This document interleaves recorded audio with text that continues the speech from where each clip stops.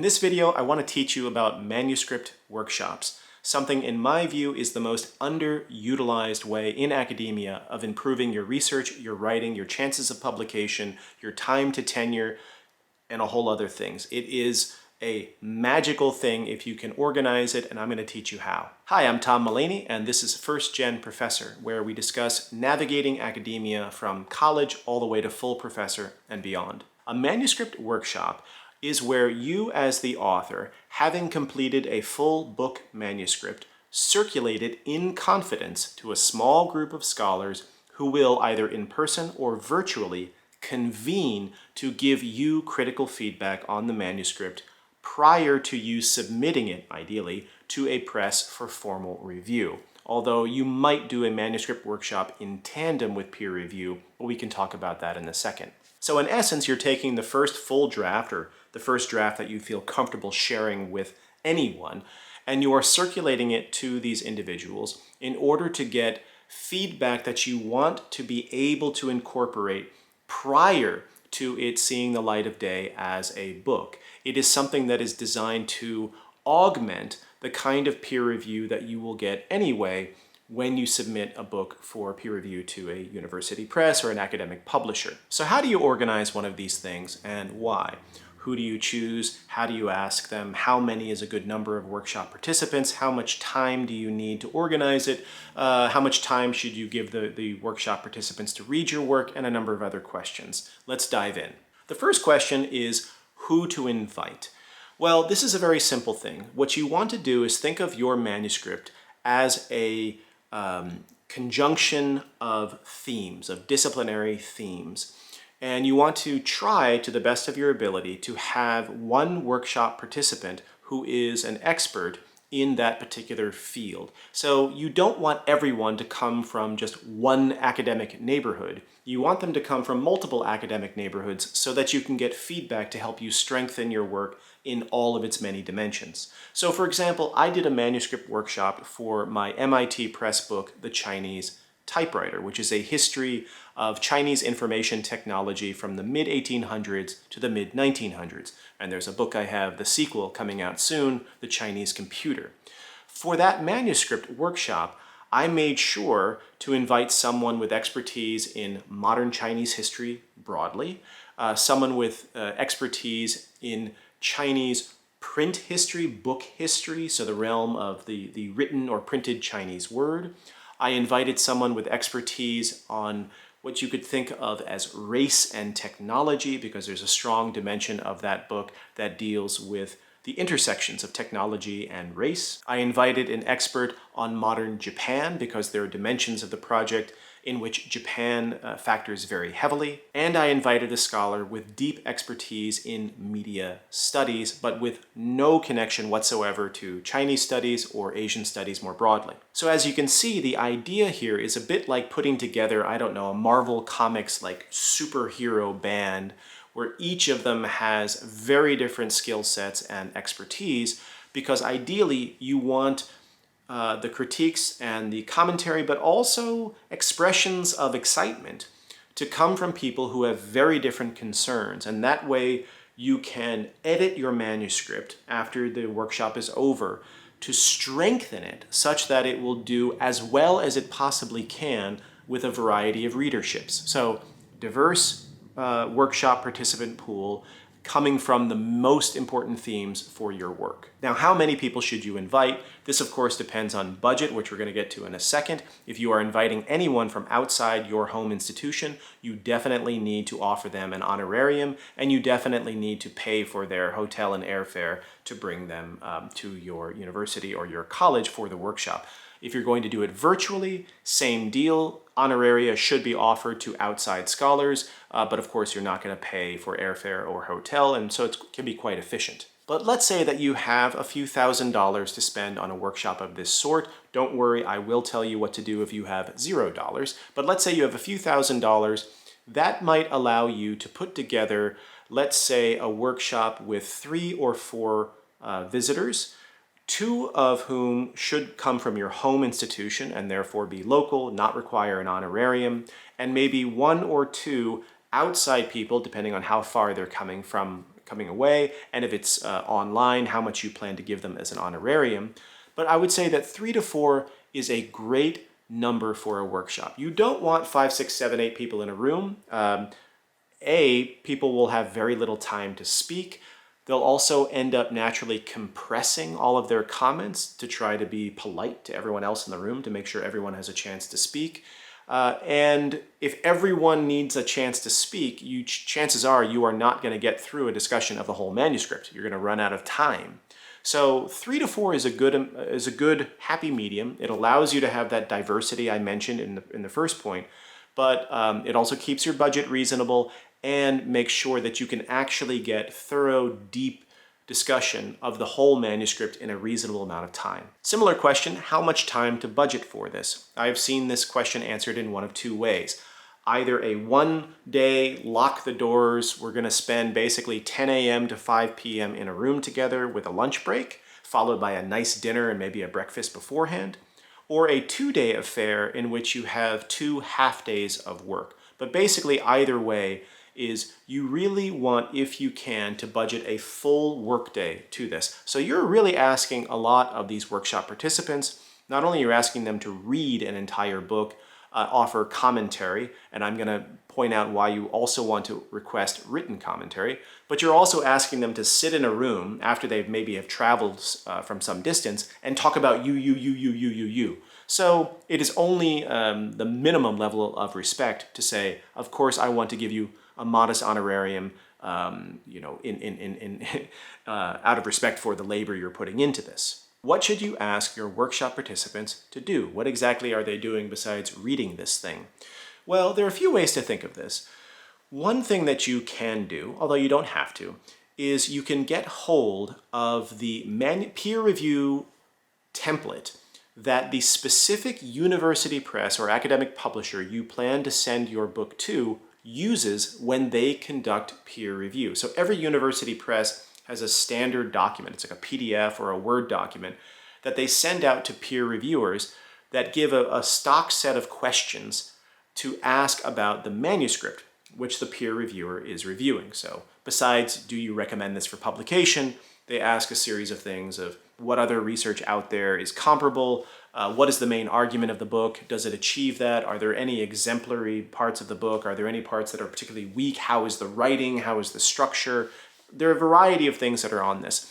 The reason that's useful is that since the press has already created this, and if you already have a particular press in mind to send it, it's useful to know what your workshop participants think about the manuscript in the terms that are identical to the terms that the press cares about when they are reviewing. So you can get kind of a head start, in a certain sense, on making the book as strong as possible for a particular press. You could also try to get 3 different presses manuscript peer review templates and take a happy medium if you're not sure where you're going to send it, or if you feel like the template that a particular press uses isn't detailed enough, whatever it might be. But that's a good way to provide your workshop participants with a set of questions, because they are going to want to know. They are going to ask you, okay, I'm going to read it, but is there anything in particular you want me to be focused on? Please let me know. Now, something that you do not want to waste your workshop participants' time with is copy editing. Make sure to tell them there may be typos, there may be issues of grammar. By all means, if you flag them, I am grateful, but don't focus on that. I'm going to worry about that later. I really am interested at this level in more of developmental editing. So about the depth of the argument, the empirical basis, the prose, the writing, the flow. What is it as a reading experience? Are you convinced by the argument? Any major absences? Any sections that are unnecessarily and empirically thick? These are the kinds of things that you're going to want them to dedicate their time to, not fixing typos and fixing your spelling. A question you have to ask for yourself is whether or not you are going to ask these workshop participants to provide you with written commentary in addition to the oral discursive commentary that will come out during the workshop itself. I would suggest yes. Why? Well, there's a number of reasons. One is that it's great for you to have written comments. It's just very useful, especially if they're sent somewhat in advance of the workshop so you can get a little preview about what people are thinking. But even if the written piece comes at the end of the workshop, you basically say, ideally before you leave, or maybe at worst case, a week later, if you could provide me the written comments on this, I would be grateful. There is a danger, however, of asking for them after the fact, which is that people get busy, they take a long time to do it, or they kind of cheat and they don't prepare anything in advance, and then they put together something really slapdash after the fact, and that's the written comments. I like, and I think it's totally justifiable to ask for this, is to say, I'm offering an honorarium out of respect for your time and labor, but you can play a little bit of like good cop, bad cop. You could say that, my university, my college has a rule for manuscript workshops. Maybe this is sometimes true if you have funding from your university, that in order for the honorarium to be processed, that we need the written component of your work. For example, there are some workshops that are for pre-circulated papers where you do not get the honorarium if you do not submit the pre-circulated paper by the agreed upon deadline in advance of the workshop. Because I guess the argument is like, why should you get the honorarium if you didn't actually do the work entailed in the project? And so, I leave it up to you. You don't have to put it in this cagey way, like, oh, the university wants me to do it. You could simply request and say, it would be really quite useful for me to have written comments. But of course, if someone writes to you and says, I can make it, I read it, but I am so sorry, I don't have time to do written comments, of course you want to let them off the hook, because when they come and offer you feedback, that's going to be the gold. That's the golden part of it. But it is useful to give structure for your manuscript workshop participants so that they are as efficient as possible in giving you the feedback that you need. When should you schedule such a workshop in relation to your broader publishing goals? I would say that you need to budget anywhere between 3 and 6 months after the manuscript workshop is over to sort of recover from it physically, energetically, emotionally, before, and then to give yourself time to actually read through the comments, your notes from the workshop, maybe a recording of the workshop if you take that, and I'll talk about that in a second, to give yourself time to process what you have just heard, because you're going to get a lot of feedback, and some of it and a lot of it is not necessarily going to agree with one another. To give yourself time to understand, to come up with a game plan, and then actually implement the revisions that you decide to implement. That takes a while. There might be a workshop participant who says, I cannot not tell you that chapter 7 is awful. I have to tell you that chapter 7 is awful. I think that you need to rewrite it. Now, they'll probably put it nicer than that, but if someone is going to ask you to blow up a chapter and rebuild it, or add a chapter, or do something, then of course it's going to take time. So when I say 3 to 6 months, this is just to hedge your bets a little bit. Now, people might show up to your workshop and say, like, Rebecca, this is Pulitzer Prize winning. It's amazing. Like, pretty much press, print, and then send it. They could say that to you, in which case you're not going to need 6 months for your revisions. But I think that's a good way to do it. You do not want to promise your editor, oh, I have a manuscript workshop on September 1st, and I'll send it to you October 1st. No, you won't. You might not even be able to summon the energy to look at your notes from the workshop until, I don't know, 2 weeks later. It is exhausting to be locked in a room with people talking about you. As grateful as you are, it's exhausting. So make sure to budget time. Okay, how to conduct the actual workshop itself. Here I have very strong feelings, and that is proceed chapter by chapter.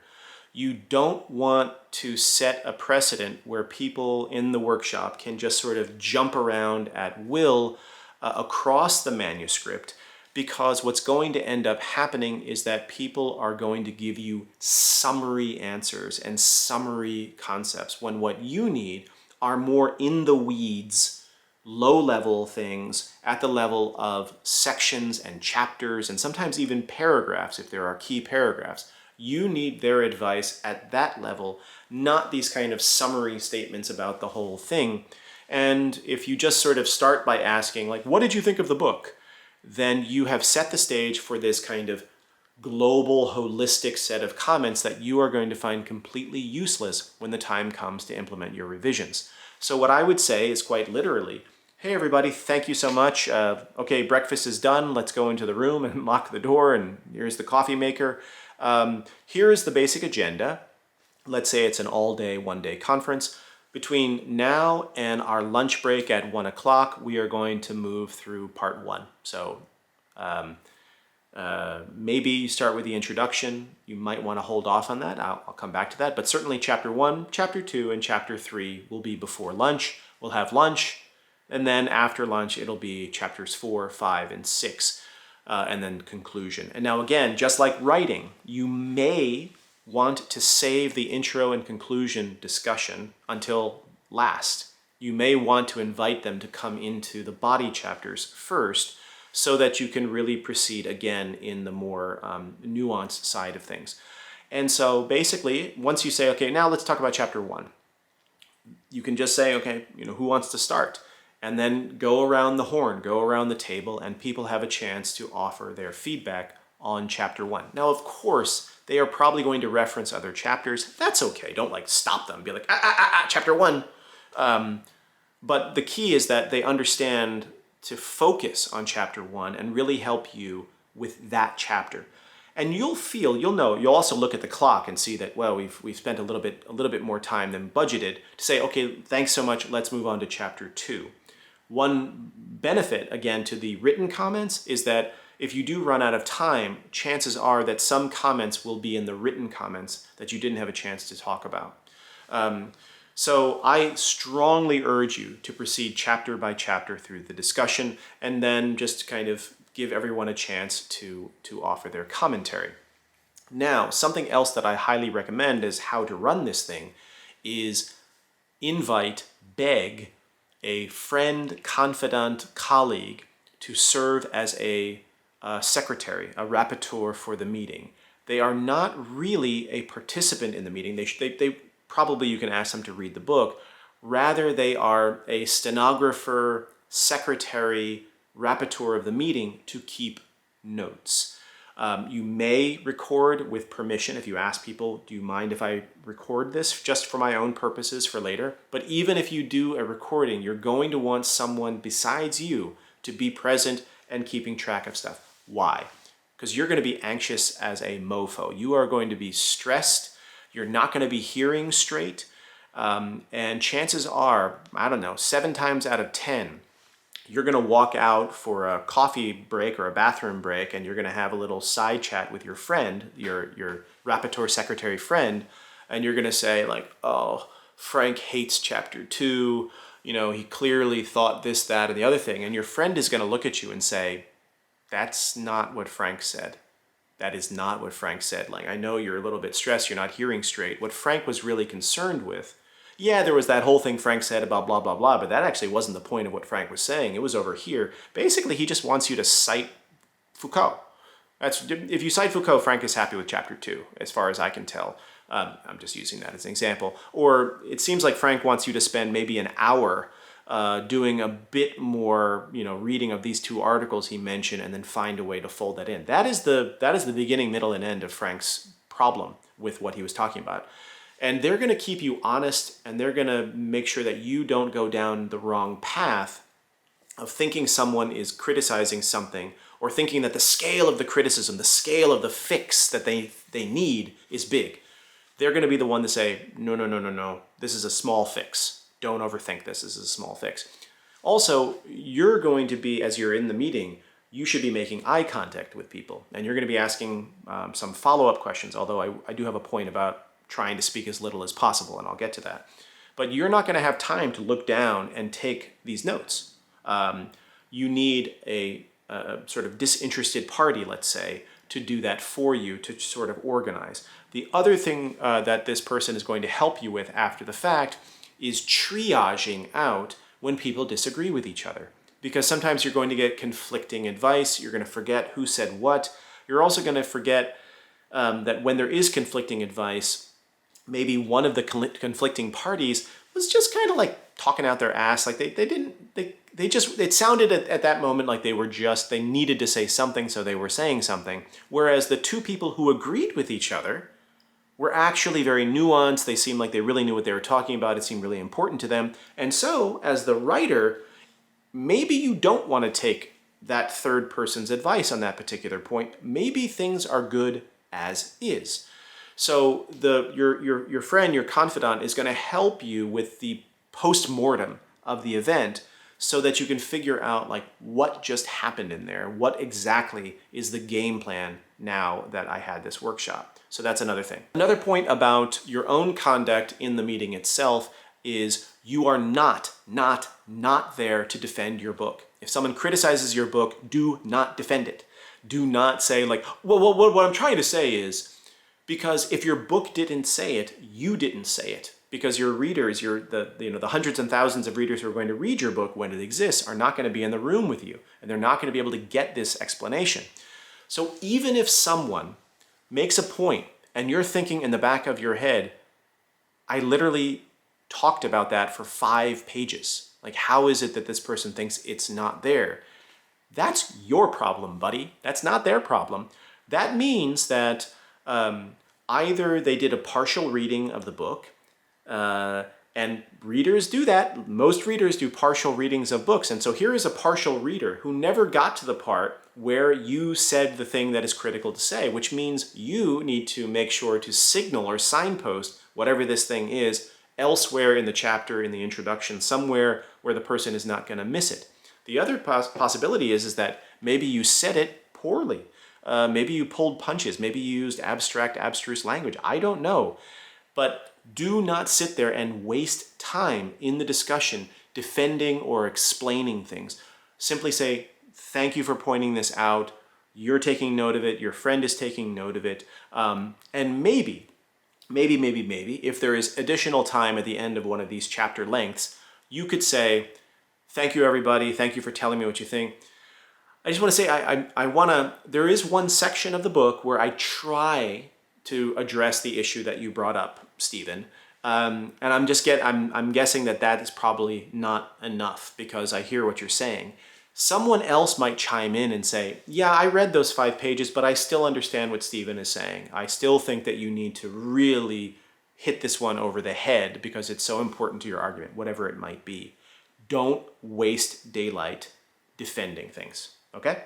Lastly, after the workshop is done, make sure that you have on the calendar when you and your confidant are going to meet again to do the post-mortem. You don't want to let too much time go by because your friend also probably couldn't take notes fast enough, but they have clarity in their head about what happened in that event.